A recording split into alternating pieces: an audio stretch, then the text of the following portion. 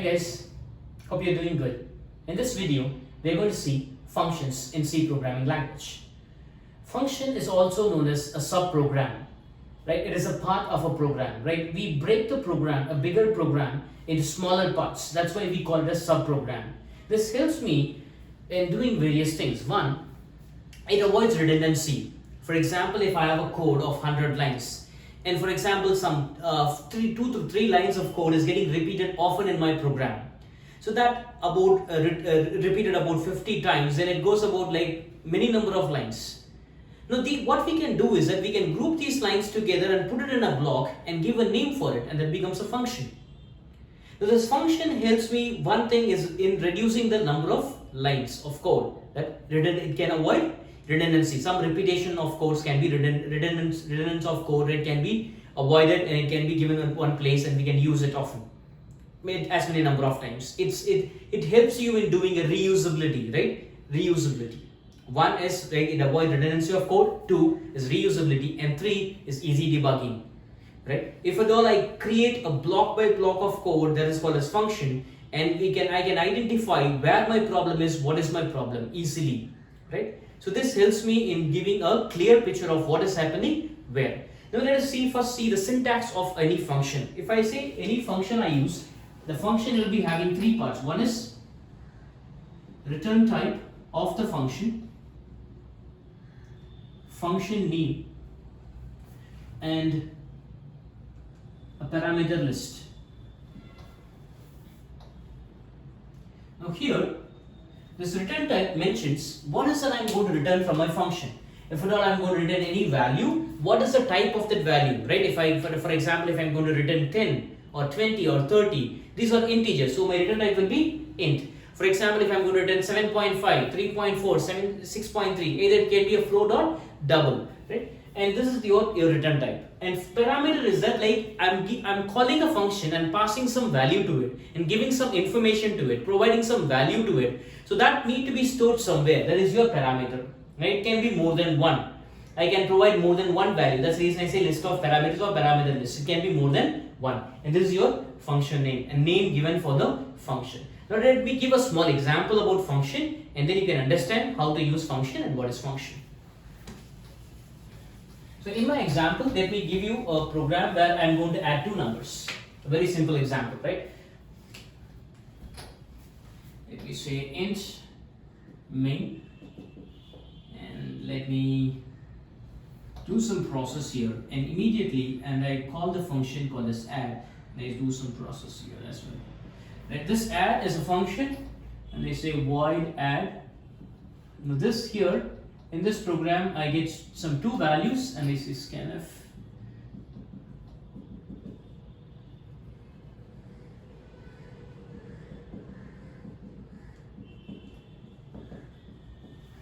And then say print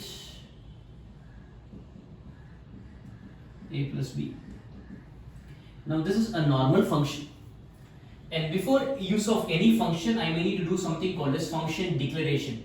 I am giving the compiler the information that I am going to use a function, this kind of form. This is a skeleton or a prototype or a function declaration, right, of any function. What is the function type? And I am going to mention there. So from my program, if I say add, immediately the function flow will go here. It will call the function and then does the work. And after completing, it goes to the next line of the function call, always, right? Whenever a function call happens, after completing the function, it will go to the next line. Now this is a function. I'm calling this function, doing some work and returning it back to the next line, right? So here this is a function without return type and without any parameter, right? It doesn't have any parameter value, it doesn't have any return type. I'm not returning anything from a function and I'm not taking any values to my function. Got it? Yes. This is one type of function where there doesn't have any return type, doesn't have any parameter list. Okay. Now if I do the same, see, whenever a function call happens, don't think that the function will come and sit here. No, the function will never come and sit here. Function call means from here it will go, the flow will go to the function, do the work and come back to the next line, right? So let me write the same program with a slight difference. Now instead of getting my input there, let me get the input here. And say int to two variables, and let me get input from here, and let me call the function add, and I'm going to pass a comma b.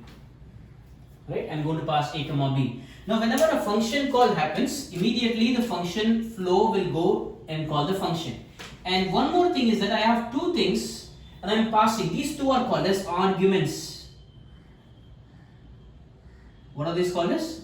Arguments. I'm passing two arguments. For example, if I'm going to get a as 10 and b as 20, and I'm passing two values a and b there. So when I pass two values a and b there, I need to have two parameters to catch it, right? What kind of value was a and b? Integer. So I need to have two integer parameters. Let it be int x and int y. And here I say print and just say x plus y. Now what happens? I'm calling the function and passing two values, that is a and b. The value of a will be passed to x and value of b will be passed to y. Now there are two variables here, x and y, that becomes 10 and 20 respectively, because I am passing the values, and I'm not passing a and b, rather I am passing the values of a and b. I'm passing the values of a and b. What is the value of a? 10. 10 will be passed to x. What is the value of b? 20. 20 will be passed to y. This is how it passes. Got it? Right? So this is function with parameters. I have some parameter and I am passing some argument and I am storing it here. Right? If at all, instead of printing it here, let me say I am going to return something from here. I'll say return x plus y. Now when I am going to add 10 and 20, I will be getting 30. So my return type will be integer, because I am returning integer value. Now one more thing is that if I call the function, I may need to store it somewhere, because usually function call happens, it will go there. After the function completion, it will go to the next line. But when I have a return type, it will come to the same line. Let me have a variable called as s, and I say s assign add. Now what will happen? After completing my work, after doing the addition, that is 10 plus 20, 30 will be returned back to the same function call where it happens, and it will be stored in the variable s. And if you want, you can print it here.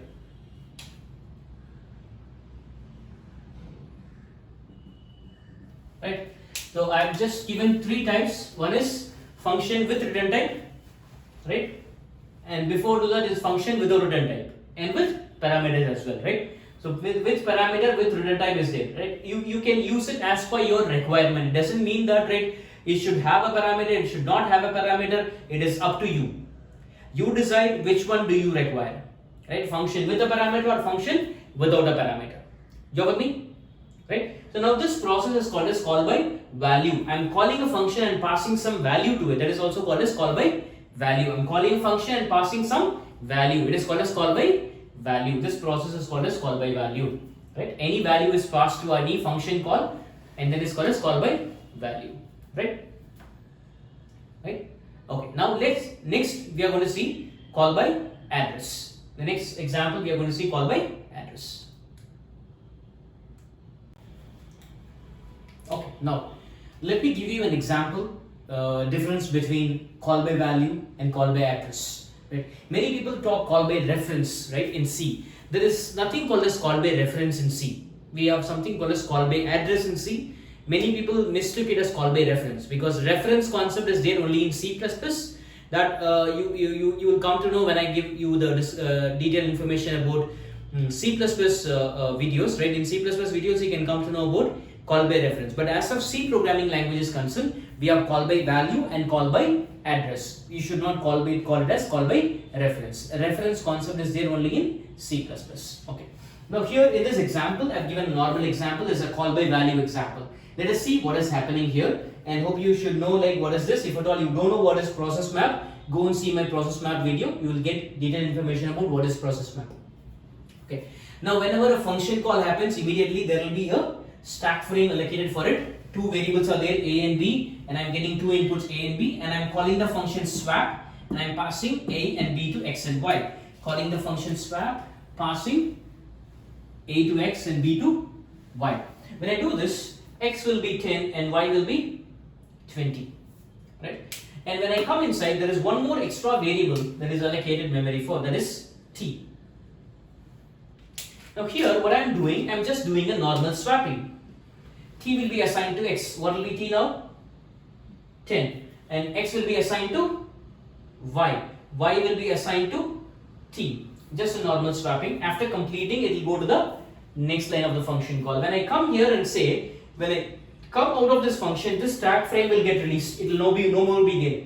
When I come here, what is A? A is 10 and B is 20. You may wonder, even after swapping, why it is not getting swapped. The reason is, what I am passing from here is just a value of the variable, and I am passing A to x, B to y. It is not A and B, it is 10 and 20.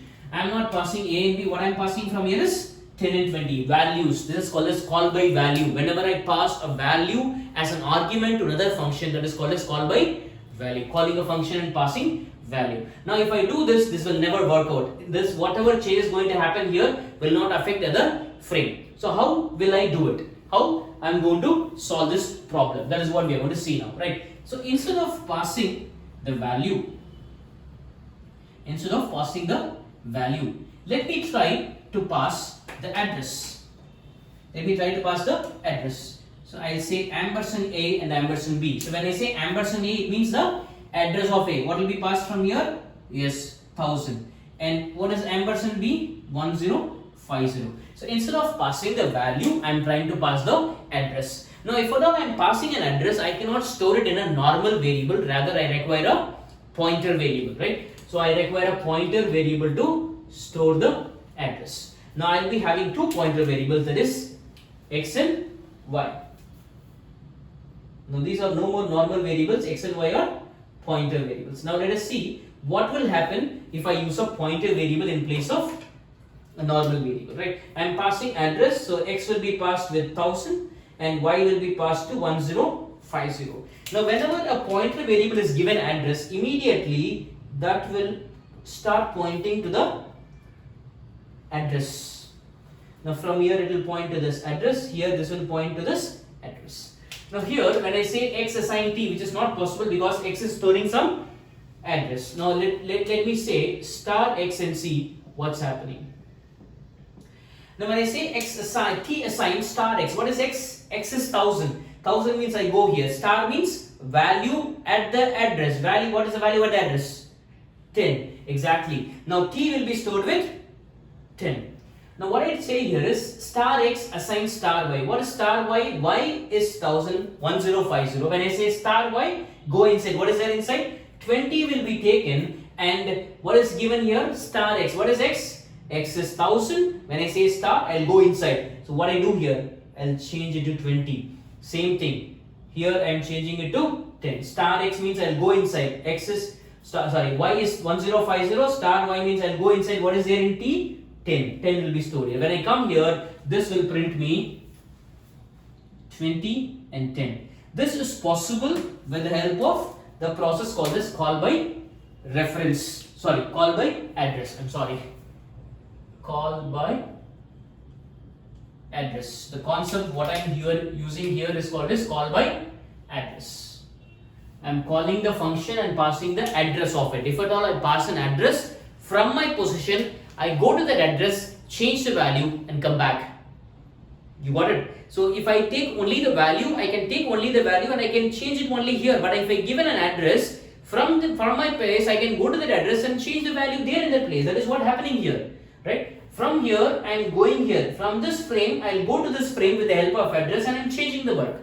This is called as call by address. Whenever I want to make some change in another function, I will be using call by address.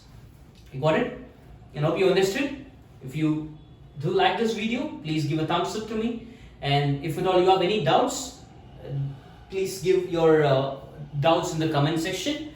After seeing the comments, definitely I'll reply back to you. And if at all you would like my channel, please do subscribe to my channel. Thank you very much. And other things about functions, I'll give you more information about functions in the part 2 of my video. Thank you very much.